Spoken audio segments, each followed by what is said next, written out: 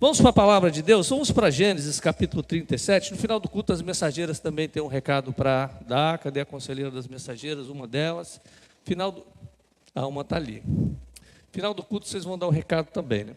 Mas vamos para a palavra, Gênesis capítulo 37. Eu quero falar um pouco sobre o poder curador do perdão. Ontem nós tivemos o seminário Legado de Bênção, foi muito bom. Quem participou, gostou, não é verdade? Em breve nós teremos o seminário sobre a ira e a vergonha. Então, se você quiser participar, a pastora Vanusa vai dar a data. O Reviva, nós não vamos conseguir fazer agora em setembro. Nós tivemos problema com o local. O local que nós conseguimos, eu pensei, né? Entendi errado a informação e só cabe 70 pessoas. Aí não dá para ir, né? Só a equipe são quase isso. Então nós vamos fazer possivelmente em outubro, porque em setembro nós temos o retiro das mulheres, 100 vagas, só tem umas 10 vagas, né, pastor? Então vai ser muito bom o retiro das mulheres. E agora em agosto nós temos também a nossa conferência dos jovens, que está imperdível a conferência. Pelo menos, gente, a propaganda, aí são bons da propaganda, hein? Luau, sexta-feira também arrebentou, né? Top. Gente, o pessoal do marketing, eles são fera, né? Eles conseguem vender o peixe muito bem, né? Glória a Deus por isso. Mas eu quero falar um pouco sobre o perdão.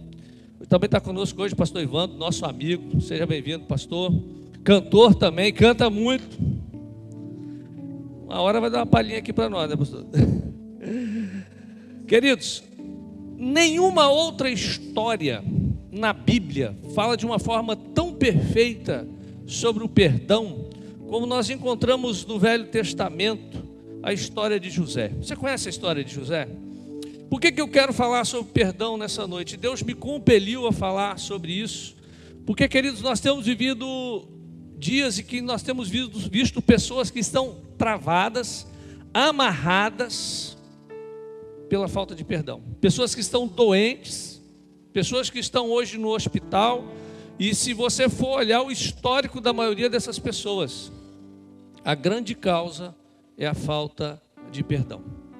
O perdão, a Bíblia diz que ele adoece e apodrece os ossos, dá osteoporose. Pensou? A falta de perdão faz com que todo o corpo venha a funcionar de forma irregular, o sono, tudo. Então o perdão, ele tem um poder curador. Dá um toque quem está do seu lado e fala: o perdão cura. Cura. Queridos, foi por isso que Jesus, a única missão que Jesus teve ao vir para a terra foi perdoar pecados. Para você ver como o perdão é algo tão sério. O perdão, ele trava uma família, o perdão, ele trava as finanças, ele trava a prosperidade, ele impede você de ouvir e de ver a voz de Deus. Perdão é algo muito sério. E nessa noite eu queria basear um pouco na vida de José, um homem que teve uma trajetória que tinha tudo para se deixar ser destruído pela amargura, mas ele fez escolhas boas. E nós vamos ver versículos pontuais, né? No capítulo 37 começa a história. Versículo 4 diz que quando seus irmãos viram que o pai gostava mais dele do que de qualquer outro filho, odiaram-no e não conseguiam falar com ele amigavelmente. Você imagina, ele era odiado pelos irmãos. O José, ele tinha 12 irmãos, homens, né? E mais um montão de mulheres, de irmãs. A Bíblia não diz, a Bíblia só fala o nome de uma, mas mulher não era contada naquela época e só se contava o homem. Então eu creio que o pai dele, Jacó, teve muitas filhas e 12 filhos. E o que acontece, queridos? José era odiado pelos irmãos. Você imagina, uma mesa grande, 11 sentados, mais o pai, 12. Aí quando José chegava, 10 saíam, porque ficava Benjamim, o irmão mais novo, e ficava o pai Jacó. Ele era odiado pelos irmãos. Na hora de jogar bola, ninguém escolhia ele, né? Ele ficava de fora. Em tudo ele ficava de fora. Aí no versículo 24 diz que, movido pelo ódio, agarraram-no e jogaram-no no poço que estava vazio e sem água. Poço naquele lugar não era raso, porque você não achava água fácil. O poço estava seco, eles amarraram ele, ou seja, ele não teve chance de se apoiar em nada e jogaram ele dentro do poço. Versículo 28, eles estavam planejando matar ele, mas quando os mercadores ismaelitas de Midian se aproximaram, seus irmãos tiraram José do poço e o venderam por 20 peças de prata aos ismaelitas, que levaram para o Egito. Aí aqui você vê, que coisa, né?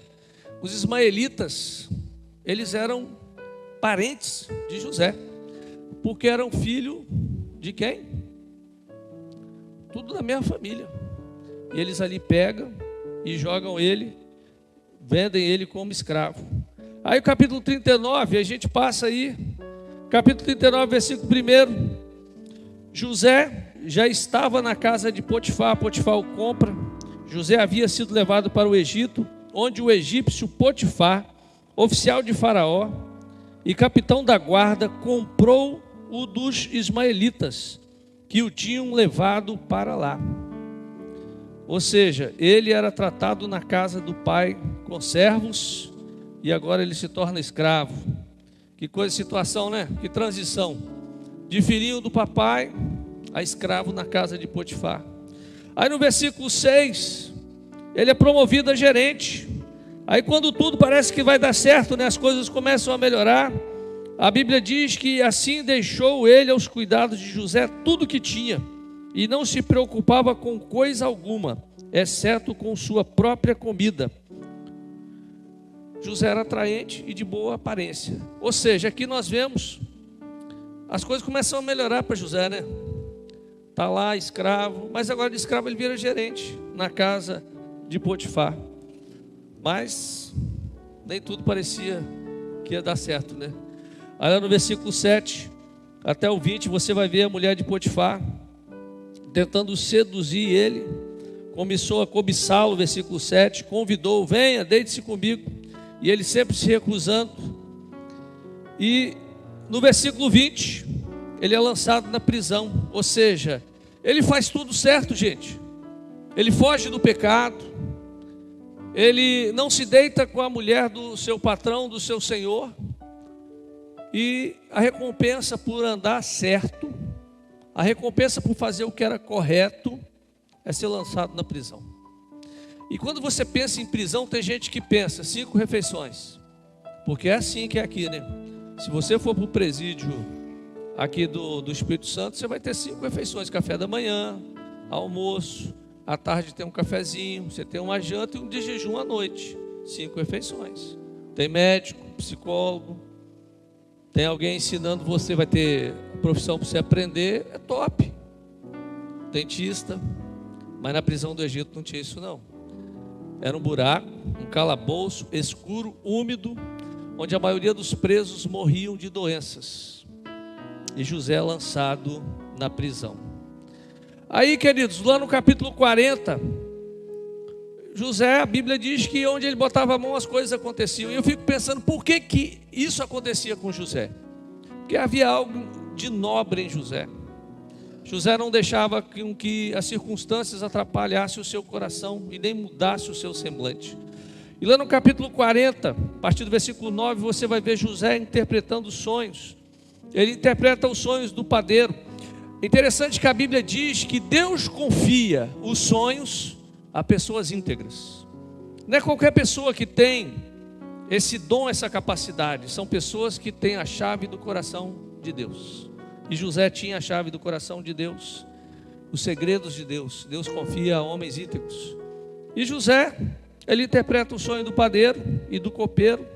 E ele fala o seguinte, lembra de mim, tá? Tudo bem que para o padeiro não era boa coisa lembrar, né? Porque o padeiro morreu. Agora o copeiro voltou a servir o rei, mas o copeiro esqueceu dele.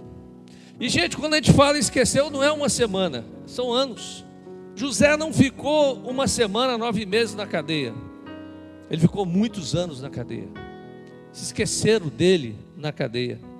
E aí um dia, lá no capítulo 41, O copeiro se lembrou, porque tudo tem a hora certa. Deus tem uma chave, tem uma hora. É a hora que Deus tem.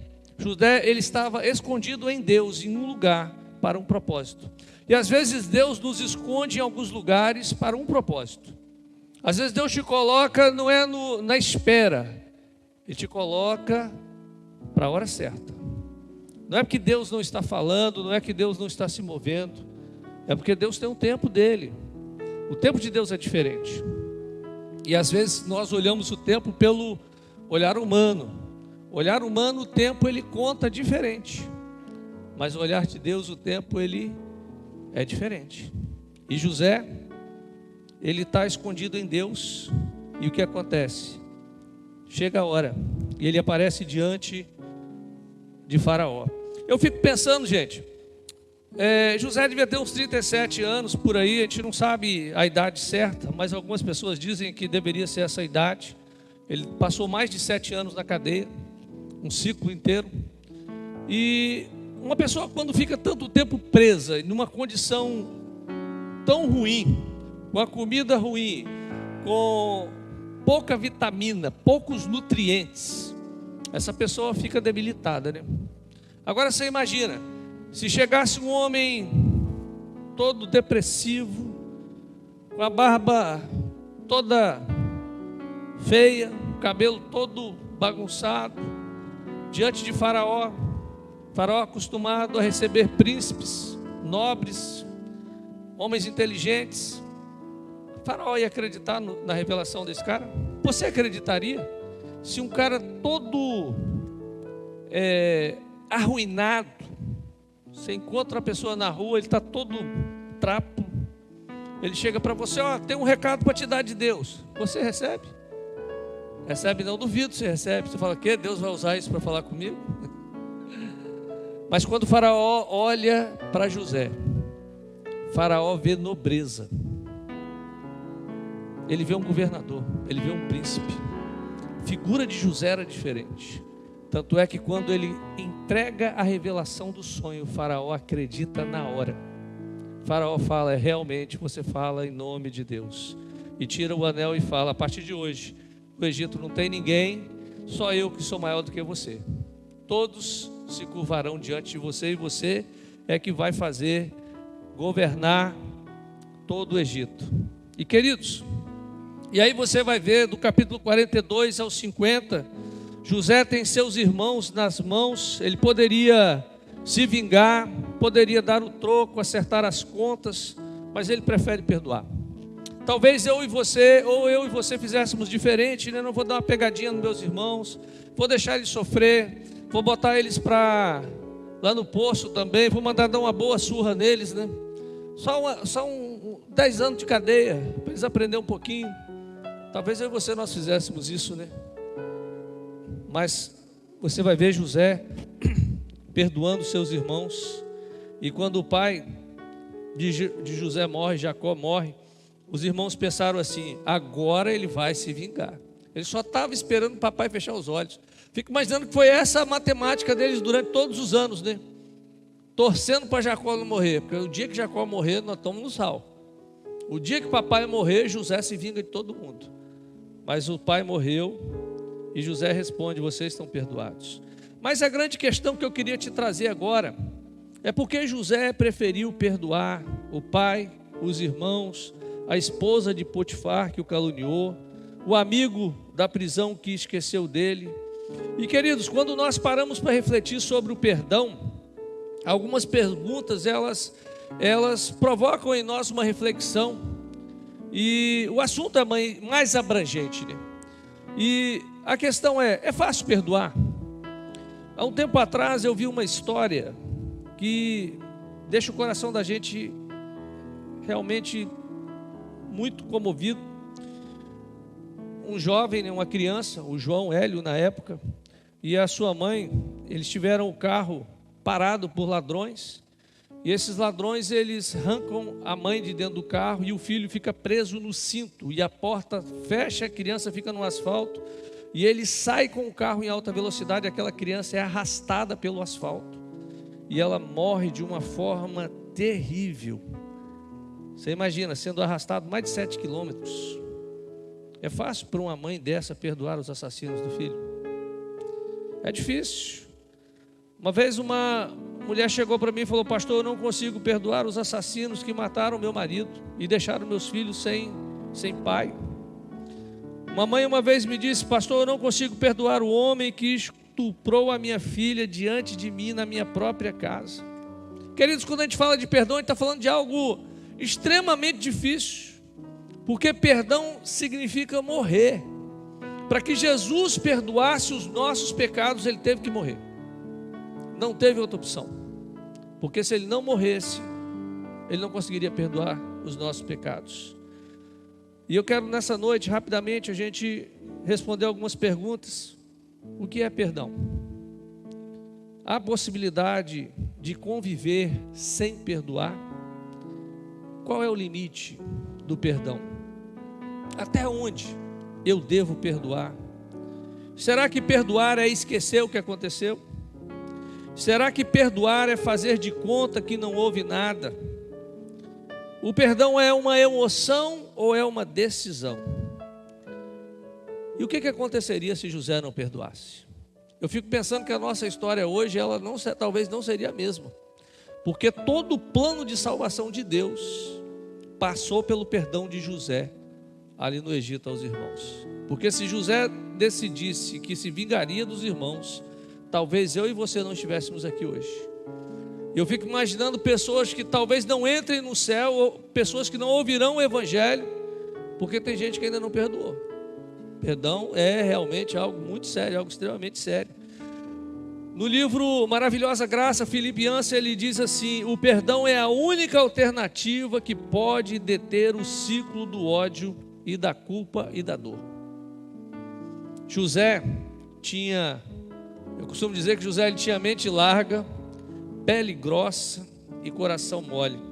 Se ele fosse hipersensível, sua história seria marcada pela insignificância.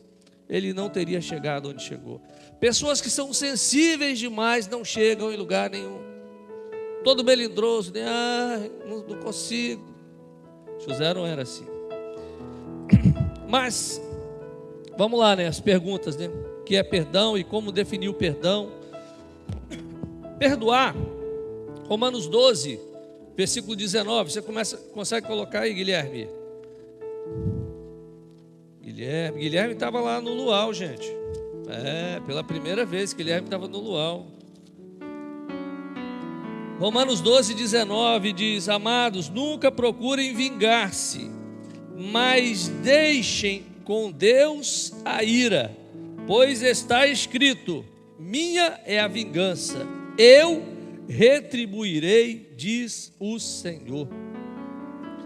José disse para os seus irmãos: porventura eu estou no lugar de Deus? Queridos, a vingança é do Senhor, traga para Ele. E não tem ninguém melhor do que Deus para vingar, tá?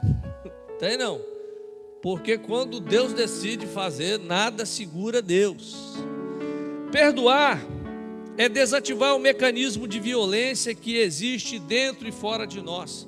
Gente, quantas pessoas estão presas hoje porque no momento de raiva, de ira, de vingança, fizeram algo e hoje tem a cadeia, tem tanto tempo para poder se arrepender do que fizeram. Perdoar é reconhecer as próprias imperfeições, falhas e pecados. João 8, versículo 7. João 8, 7 diz assim: visto que continuavam a interrogá-lo, ele se levantou e disse: se alguém de vocês estiver sem pecado, seja o primeiro a tirar a pedra.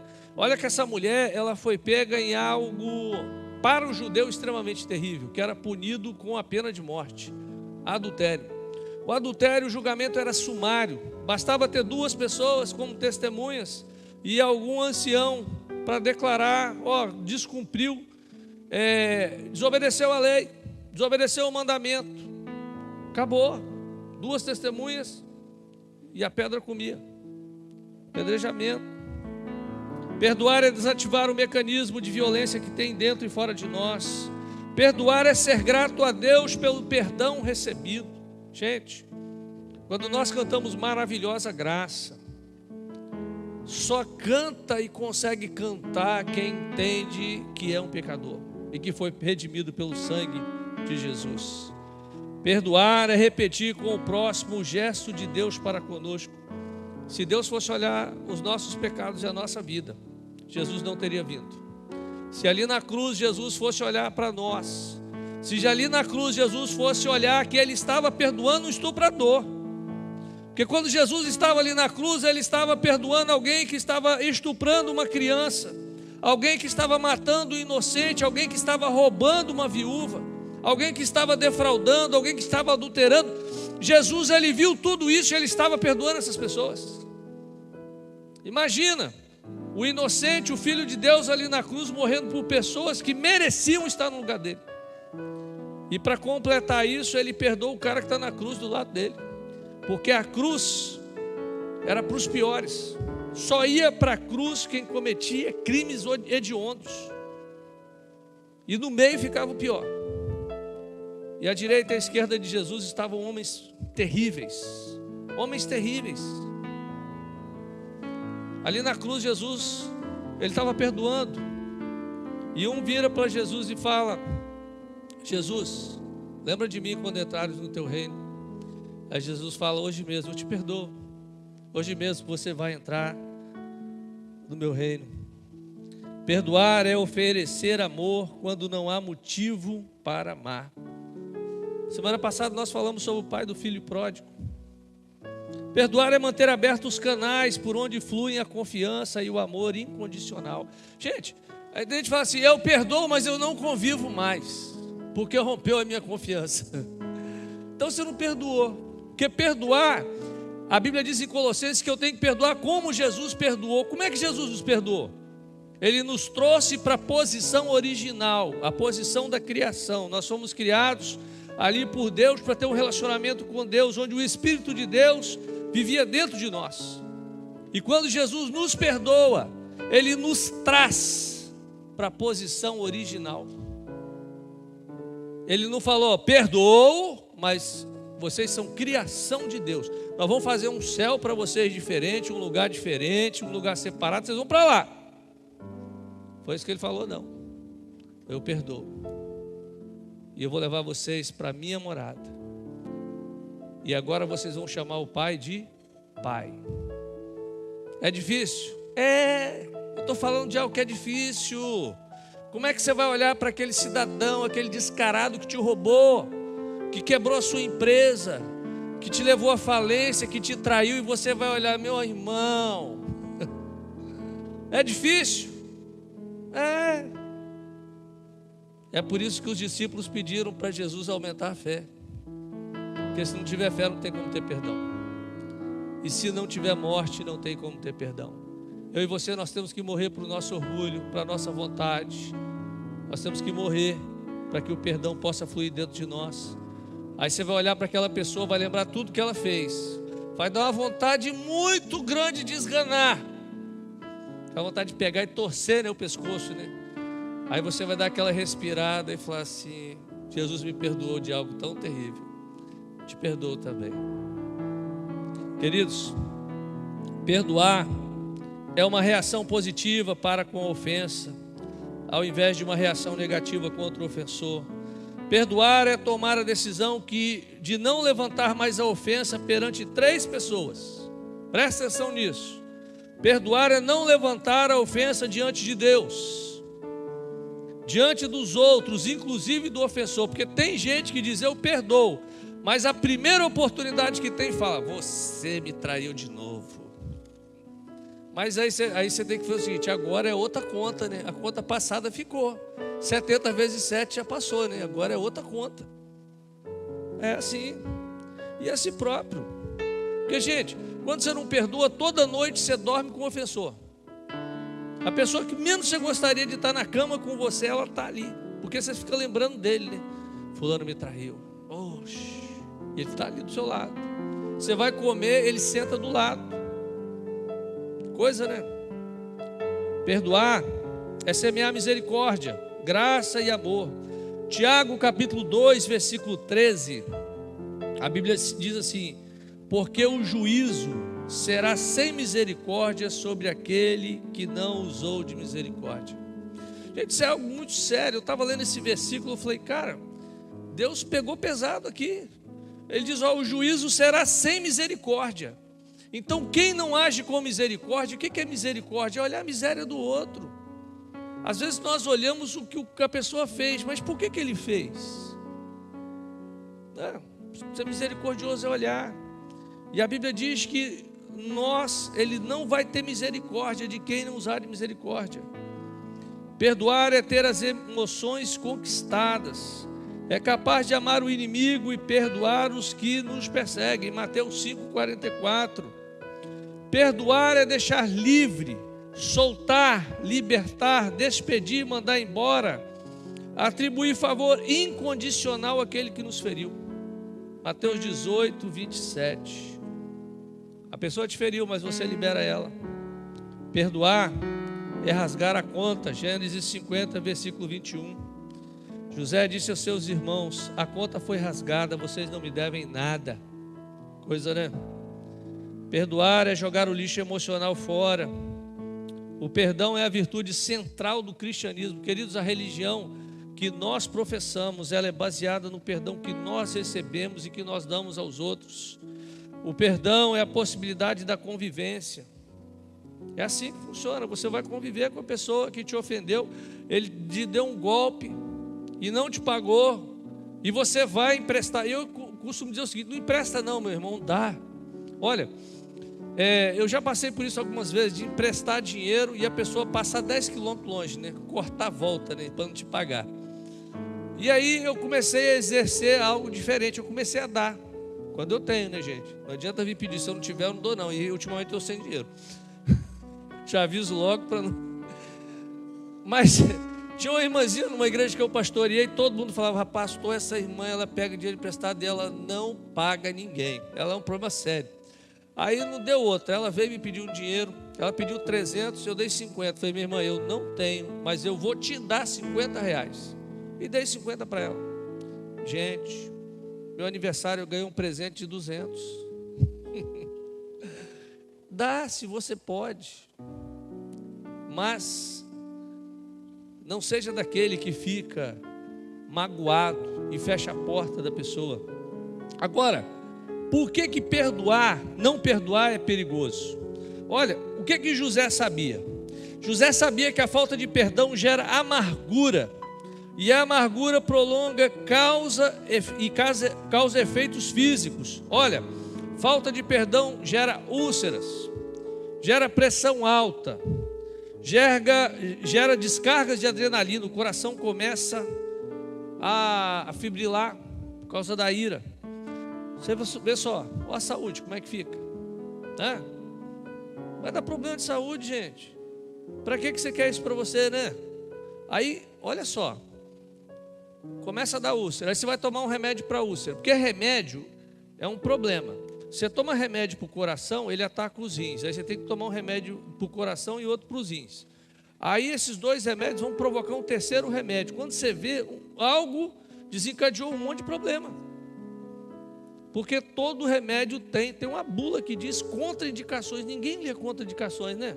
O cara está sentindo uma dor de coluna, você quer aliviar a dor. Aí vai lá e toma um remédio. Mas na bula está dizendo: esse remédio, ele ataca o coração, ele cria problema de circulação. Aí você começa a tomar isso, tem que tomar outro. Aí o cara começa com a úlcera, aí daqui a pouco está cheio de problema, por causa do remédio. Mas onde foi o problema? Perdão, porque não perdoou. A falta de perdão dá ao diabo uma reivindicação legal para deprimir a pessoa. E a depressão pode levar à morte, ao suicídio. O apóstolo Paulo diz em 2 Coríntios, capítulo 2, versículo 10: eu perdoo para não ser vencido por Satanás. 2 Coríntios 2, 10. Quem não perdoa é vencido por Satanás. Quem não perdoa desenvolve um câncer na alma. Efésios capítulo 4, você vai ver sobre a raiz de amargura. O irmão do filho pródigo nunca entendeu o que era perdão. Ele viu o pai perdoando e ele não entendeu. Não entendeu. Quem não perdoa prejudica o relacionamento com Deus. 1 João, capítulo 2, versículo 9. Porque, queridos, quem não perdoa anda nas trevas, e Deus é luz. E às vezes você está vindo na igreja todo domingo. Olha, eu fui pregar numa igreja em Minas Gerais, e aconteceu um negócio interessante. O pastor, uma igreja tradicional, e o pastor falou, até o pastor Luiz Henrique, que vai estar aqui com a gente, ele que tinha me indicado para ir lá nessa igreja, o pastor Luiz Henrique, ele trabalha muito com libertação. E, gente, um dia eu estava num culto, ele fez o vale de sal na igreja, numa sexta-feira. Eu nunca vi um negócio igual esse. A igreja batista, o cara fez um vale de sal. Eu vi mais de 80 pessoas ficarem endemoniadas. Eu falei, meu Deus do céu, o cara, na área de libertação, Deus usa ele de forma poderosa. Eu fui pregar numa igreja, e o pastor falou, fala sobre libertação. Aí eu falei, rapaz, você tem certeza? Pode falar. Aí eu comecei a pregar sobre libertação. E aí no final eu falei assim, gente, quem vê vultos, ouve vozes, vem aqui na frente para a gente orar. E vieram diáconos, pessoas da liderança da igreja. Aí que eu comecei a orar com o primeiro ficou endemoniado. Aí eu, meu Deus do céu, é hoje. E foi isso acontecendo. Aí levamos para uma salinha para evitar constrangimento. E aí aquela entrevista básica, né? De vez em quando você tem que entrevistar o capiroto para perguntar por que ele estava ali.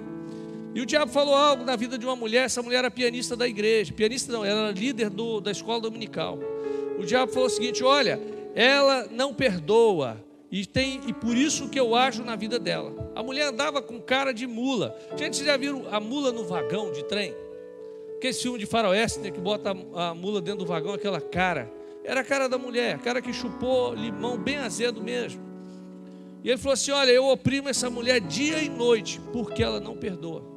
Essa mulher, ela tinha um ódio no coração muito grande, porque alguém matou o pai dela, e ela guardava isso no coração. E ela dentro da igreja, dizimista, ofertante, líder de ministério, o diabo oprimia essa mulher. Às vezes a gente acha que a gente está servindo a Deus com os nossos dons e talentos, mas se você não estiver com a sua alma livre, se você tiver alguém preso na sua alma, seu culto de adoração, ele não sobe para Deus, porque Deus é luz. Quem não perdoa se coloca debaixo da ira de Deus. Olha Mateus capítulo 18, versículo 34. Mateus 18, versículo 34. A palavra de Deus diz assim, irado seu Senhor entregou aos torturadores, até que pagasse tudo o que devia. Quem não perdoa está impedido de ser perdoado por Deus. Mateus 18, de 32 a 35. Quem não perdoa alimenta espírito maligno na sua alma, com as suas mágoas, amarguras e ressentimentos. Efésios capítulo 4, versículo 31 a 32. Livres de toda amargura, indignação e ira, gritaria e calúnia, bem como de toda maldade. Sejam bondosos, compassivos uns para com os outros, perdoando-se mutuamente, assim como Deus os perdoou em Cristo. Sério, né? Pastor, a Bíblia fala tudo isso? Fala. A Bíblia diz, para a gente encerrar para orar, e eu queria que você ficasse em pé. Olha, eu li essa frase de um livro, um poeta inglês, George Herbert. Ele diz assim: quem não perdoa destrói a ponte que um dia vai precisar para passar para o outro lado. Essa frase, eu fiquei pensando nessa frase durante vários dias. Ela diz: quem não perdoa destrói a ponte que um dia vai precisar para passar para o outro lado. E eu queria orar agora. Talvez seu coração está carregado de rancor, não sei porquê, talvez pessoas te feriram, e você tem razão no sentimento que você tem. Abuso, queridos, uma das piores coisas que existe é o abuso. Uma criança ser abusada. Olha, o meu coração, se é algo que me deixa triste, é ver uma criança, uma menina ser abusada. Porque assim, eu sou apaixonado por crianças, principalmente por meninas, né? Eu queria ter 10 filhas, né?